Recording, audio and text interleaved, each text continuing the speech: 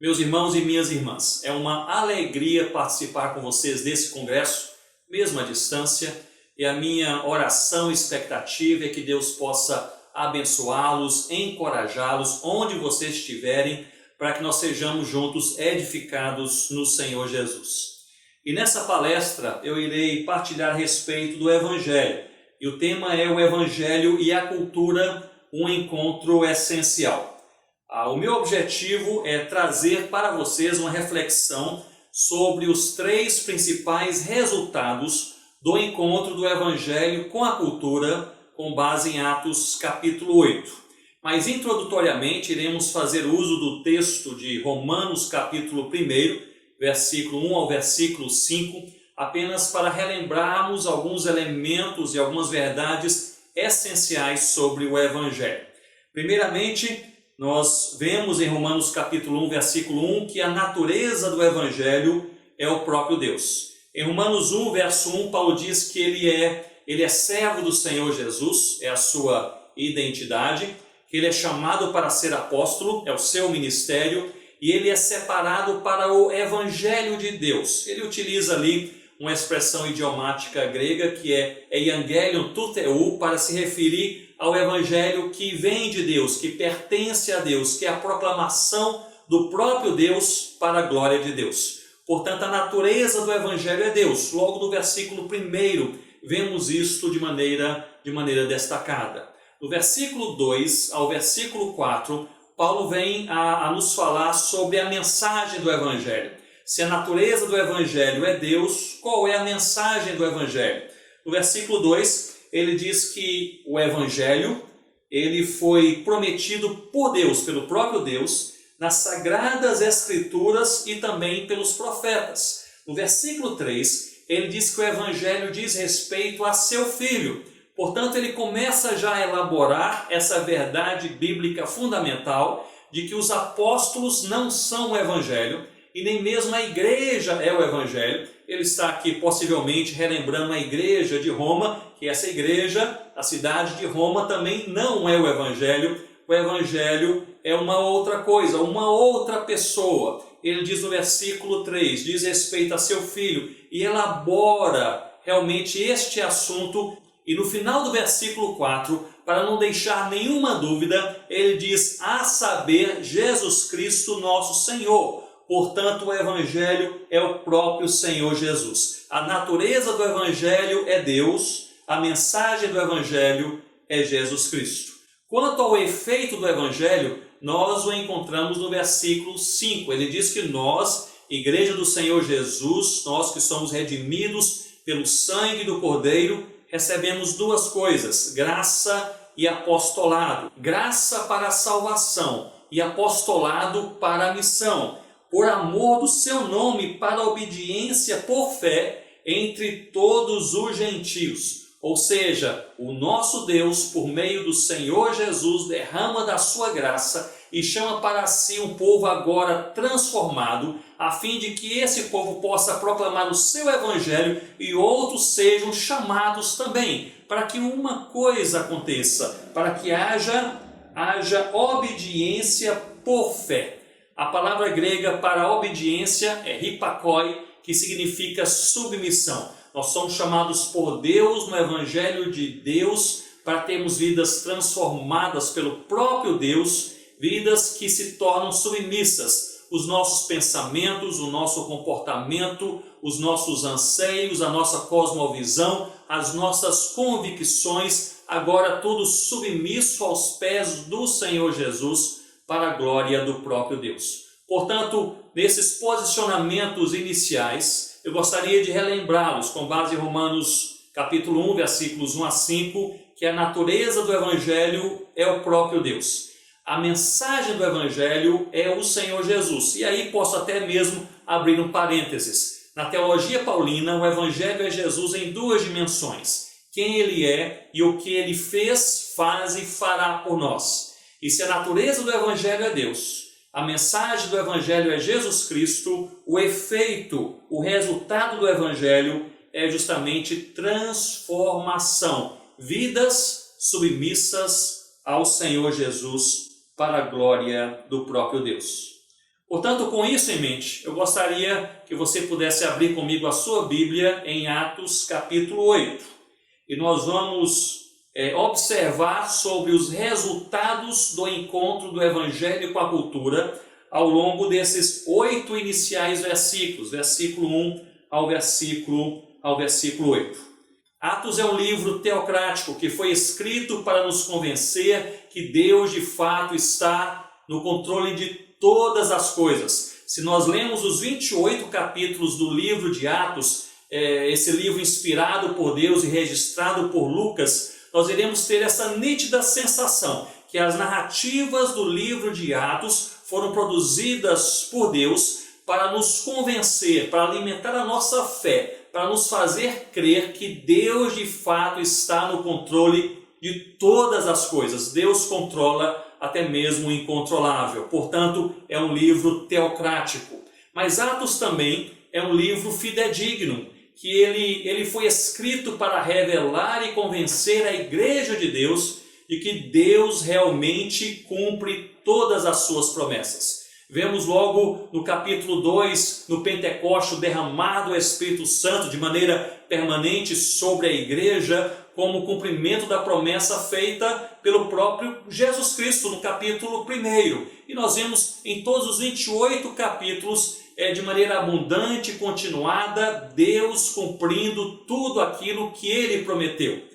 Bem, o contrário também é verdadeiro. Deus não cumpre aquilo que Ele não prometeu. Mas Deus, Ele cumpre todas as suas promessas. Ele é fiel a si mesmo e ao que Ele falou, ao que Ele prometeu.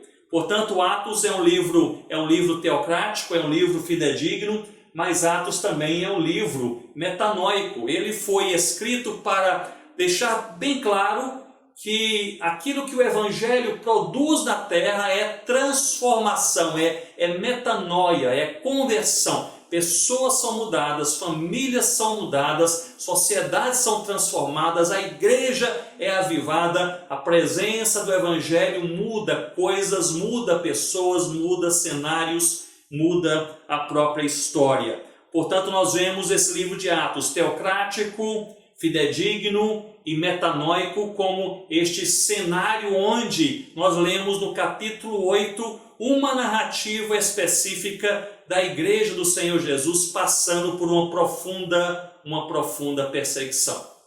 E Atos capítulo 8 nos mostra os 3 principais resultados do encontro entre o Evangelho e a cultura. E o primeiro desses resultados é justamente o confronto. Olhem comigo Atos capítulo 8, logo no versículo 1. Nós lemos que naquele dia levantou-se grande perseguição contra a igreja. A palavra grega usada aqui para perseguição é diogmos, que significa um ataque físico violento. Mostra que essa igreja agora sofria fisicamente, violentamente e publicamente. No versículo 2, lemos que sepultaram a Estevão e fizeram grande pranto sobre ele. A palavra grega kopetos, usada aqui para pranto, mostra uma dor emocional, uma dor profunda, um rasgar de coração. Portanto, é essa igreja sendo atacada fisicamente no versículo 1, sendo atacada emocionalmente no versículo 2, e vemos no versículo 3 que Saulo, porém, assolava a igreja. Interessante que a raiz do verbo assolar é a mesma raiz utilizada em um verbo em João capítulo 10, versículo 10, para dizer que o diabo ele veio matar, roubar e destruir. É a mesma raiz. Significa que essa igreja passava por um sofrimento, um ataque violento, físico, emocional, mas também espiritual. E é justamente perante essa igreja atacada, essa igreja pressionada, essa igreja em sofrimento, que nós vemos um dos primeiros e mais claros, mais perceptíveis efeitos do Evangelho quando o Evangelho encontra a cultura. É o confronto. E esse confronto está ligado de uma maneira profunda com o sofrimento da própria igreja do Senhor Jesus. É necessário nós relembrarmos que na relação entre Evangelho e cultura, o Evangelho ele é supracultural, pois é o evangelho que define a cultura e não o contrário. Ele não é apenas supracultural, mas é também multicultural, pois este evangelho, que é o Senhor Jesus, atrai a Deus pessoas de todas as tribos, línguas, povos e nações. O evangelho também é intercultural, pois essas pessoas agora redimidas são igreja, um só corpo, um só coração, uma só alma. E agora, como corpo do Senhor Jesus, nós temos diálogo, temos comunhão. O evangelho também é cultural, pois é o próprio Senhor Jesus revelado na história, revelado no nosso mundo, Deus encarnado entre nós para derramar o seu sangue para a salvação de todo aquele que crê. O evangelho também é transcultural, pois deve ser levado de uma cultura para outra cultura pela obra missionária. Mas, por fim, o evangelho é contracultural, pois encontra o homem onde ele está e como ele está em cultura e o transforma. O evangelho é o próprio Senhor Jesus. E é justamente por isso, nesse encontro do evangelho com a cultura, tendo como um dos resultados o confronto, que nós vemos que a tendência da sociedade, do mundo ao nosso redor, é levantar barreiras para a própria vivência e comunicação do evangelho a cada geração. Se nós pudéssemos pensar, por exemplo, em nossos dias e em nosso país, no Brasil, as principais barreiras para a evangelização, eu poderia propor talvez 2 ou 3. A primeira, eu creio que é a maneira que a sociedade passou a ver a Bíblia.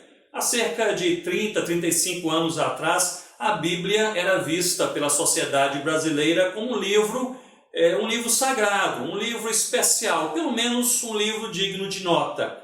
Mas hoje a Bíblia é vista como um conto, e um dos contos mais ingênuos, como um mito cristão. Portanto, mudou-se, portanto, foi alterada a maneira que a sociedade passou a enxergar a palavra de Deus.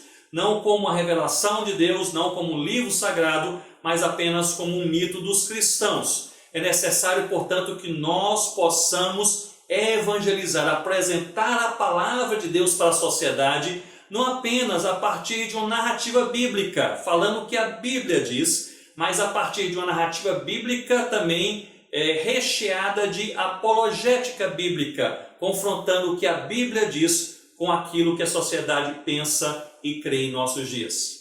Portanto, essa mudança da maneira da sociedade perceber a Bíblia é uma clara barreira para a evangelização. Foi alterada também a maneira que a sociedade passou a enxergar o pecado. Antes do relativismo, ela enxergava o pecado como um erro moral, cultural e espiritual. Hoje, a sociedade brasileira enxerga e aceita o pecado apenas como um erro moral, como, por exemplo, roubar ou matar uma pessoa.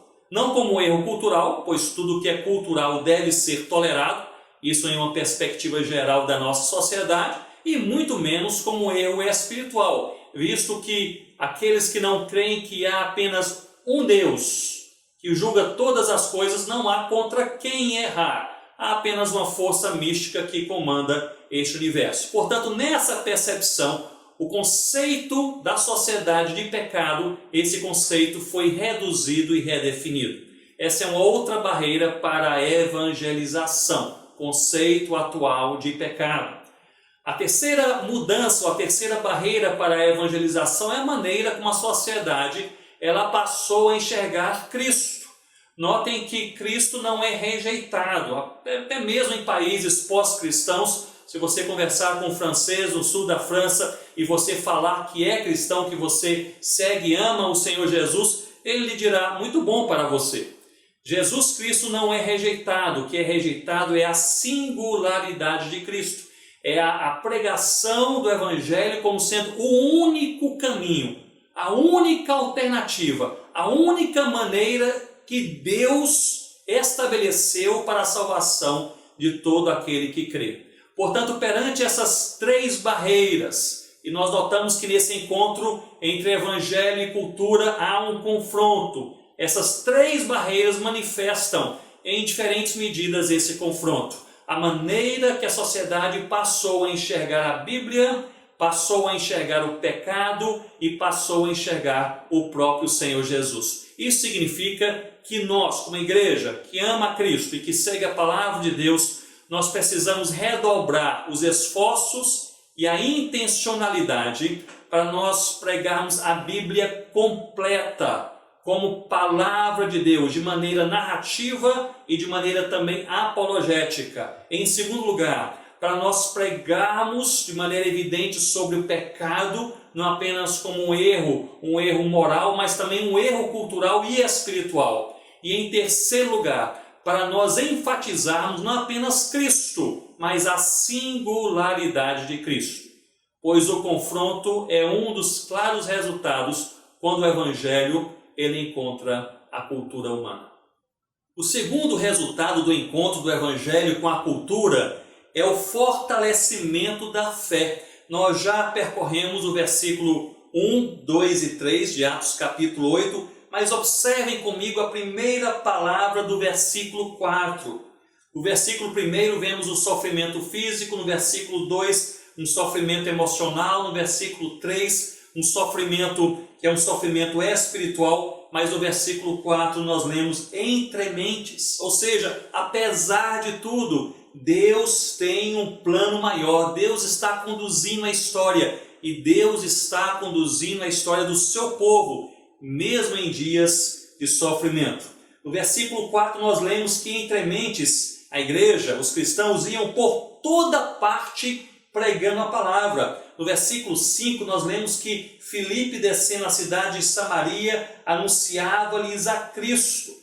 Portanto, nós encontramos aqui uma igreja em sofrimento, com a sua fé sendo testada, mas essa igreja, no meio do sofrimento, quando o Evangelho encontra a cultura, essa igreja passa a ser fortalecida por Deus. Mas se conciliarmos todas as cartas paulinas, iremos perceber que o apóstolo Paulo, ele destaca 7 maneiras de sermos fortalecidos por Deus. A primeira é a palavra, é a leitura e meditação na palavra de Deus. A segunda é a adoração, é reconhecer quem Deus é e o que Ele fez por nós. Seja uma adoração pessoal ou coletiva, seja uma adoração mais privativa ou pública com a igreja do Senhor Jesus. A terceira prática de fortalecimento espiritual é justamente a comunhão, é caminhar com aqueles que amam e seguem o Senhor Jesus. A quarta é a oração, é ter uma vida de diálogo com o Pai em nome do Filho, Jesus Cristo. A quinta, a santidade, é ter uma vida e buscar intensamente e intencionalmente ter uma vida pura que agrada o coração de Deus. A sexta, boas obras, chorar com quem chora, abraçar e socorrer o aflito e o necessitado. E a sétima, a evangelização, mostrar com a vida e com as palavras quem é Jesus e o que Ele fez por nós. Portanto, é no meio do sofrimento e quando o Evangelho encontra a cultura que Deus ele chama a sua igreja para ser fortalecida nele. Eu repito, na palavra, adoração, comunhão, oração, santidade, boas obras e evangelização. E é justamente por isso que nós vemos, e se torna possível o que aconteceu em Atos capítulo 8, no versículo 4, iam por toda parte pregando a palavra. Era de se esperar um desfecho diferente, mas eles pregavam a palavra de Deus, como no versículo 5, Filipe descendo a cidade de Samaria, anunciava-lhes ao Senhor Jesus, anunciava-lhes a Cristo. Eu estou convencido que ao pensarmos sobre esse encontro do Evangelho com a cultura, tendo como um dos efeitos o confronto, e um segundo efeito, um segundo resultado, o fortalecimento da nossa fé, nós precisamos mais do que nunca centralizar a Cristo em nossas vidas, em nossas igrejas e em nossos ministérios. Eu estou convencido que nós precisamos falar mais de Cristo e menos de nós. Falar mais da cruz e menos da igreja. Levantar mais alto a bandeira do Cordeiro de Deus que tira o pecado do mundo. É justamente quando nós centralizamos Cristo em nossas vidas, em nossas famílias, em nossos ministérios, em nossas pregações, e em nossas igrejas que Deus passa a ser verdadeiramente glorificado. Portanto, pensando nesses resultados, eu creio que igrejas enclausuradas tornam-se infantilizadas, imaturas, igrejas que não se expõem, que não evangelizam, que não se inserem na sociedade, que não são sal que salga nem luz que brilha. Essas igrejas são igrejas infantilizadas. São geralmente as igrejas mais problemáticas. É justamente nessa dinâmica do encontro do Evangelho com a cultura que nós vemos uma igreja chamada para viver o Evangelho na cultura, para proclamar o Evangelho na cultura, para influenciar a cultura com o Evangelho. E é nesse processo de dependência de Deus e de fortalecimento por Deus que nós amadurecemos também como cristãos, como famílias cristãs e como igrejas que glorificam o nome do nosso Deus. Portanto, dois resultados claros no encontro do Evangelho com a cultura nesse texto, em Atos capítulo 8. O primeiro é o confronto, o segundo é o fortalecimento da fé do povo de Deus. Mas o terceiro resultado, eu creio que é a transformação de vidas. Observem comigo o versículo 6 em diante, até o versículo 8.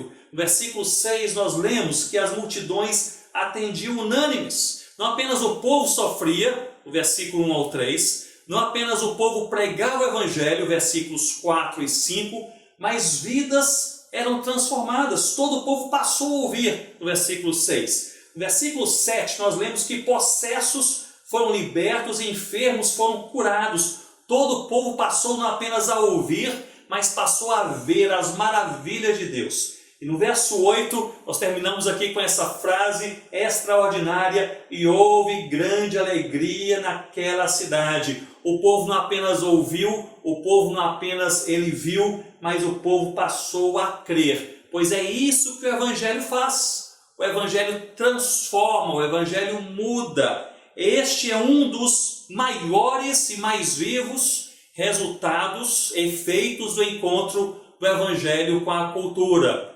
Após o confronto e no meio do fortalecimento do povo de Deus, Deus promove, Deus provoca verdadeira transformação. Paul Hibbert, um dos maiores missiólogos, antropólogos da nossa geração, faleceu alguns poucos anos atrás, homem de Deus, esteve aqui ao Brasil, no Brasil pelo menos uma vez. Paul Hibbert, ele disse que o Evangelho, na sua relação com a cultura, transforma o ser humano em 3 dimensões.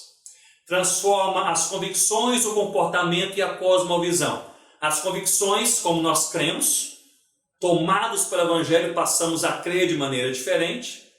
Também o comportamento, a maneira como nós agimos, passa a ser diferente. E também a cosmovisão, a maneira que nós enxergamos o mundo ao nosso redor e como nós nos enxergamos nesse mundo, passa também a ser diferente. Portanto, nós somos, quando agora tomados pelo Evangelho, somos mudados, transformados em nossas convicções, comportamento e cosmovisão.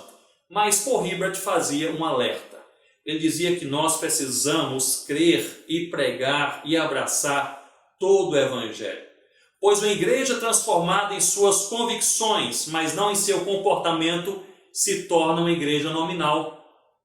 Uma igreja transformada em seu comportamento, mas não em suas convicções, se torna uma igreja legalista. E uma igreja transformada em suas convicções, em seu comportamento, mas não em sua cosmovisão, se torna uma igreja infrutífera. E ele alertava para as igrejas que não criam, pregavam nem abraçavam todo o Evangelho da Palavra de Deus.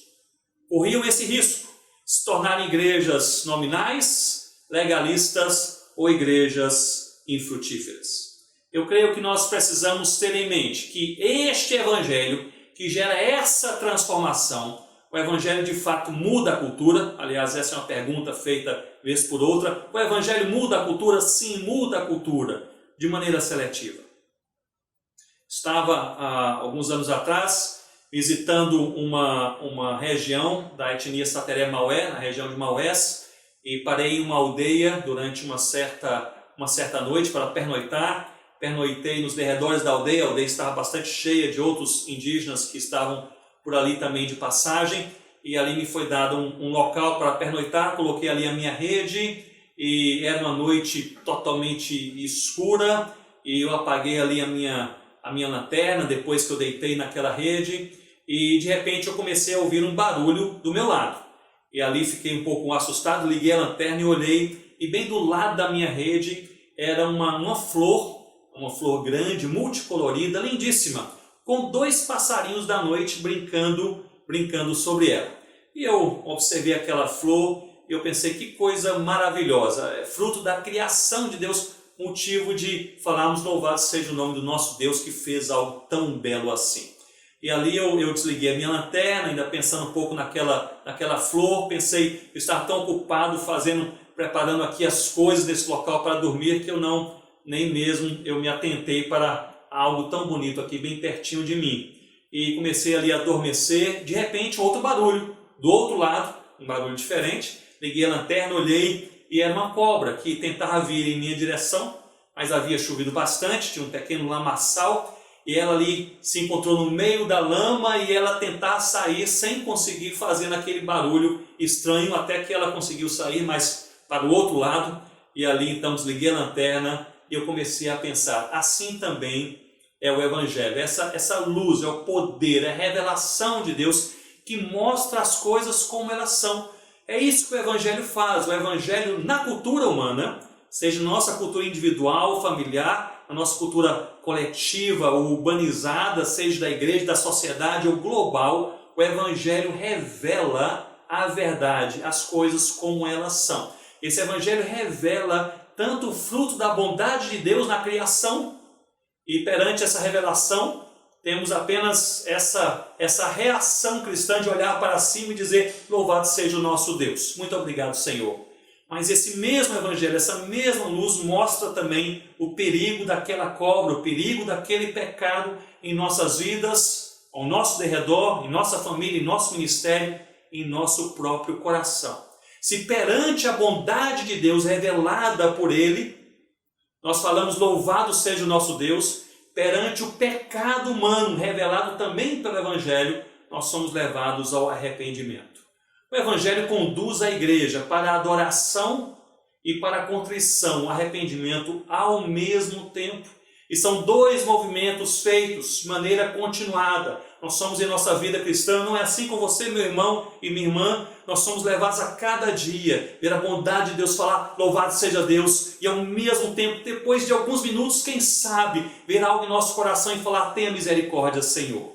E eu gostaria de encerrar trazendo 4 implicações para a igreja brasileira, mediante esse tema e essa reflexão bíblica do encontro do Evangelho com a cultura. E eu lerei. A primeira implicação: relembremos a simplicidade do Evangelho, que é Jesus Cristo.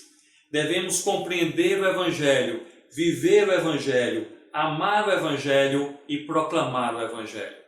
Segunda implicação: preguemos o Evangelho e não a igreja. Falemos de Cristo e não de homens. Apresentemos a fé cristã e não a instituição cristã.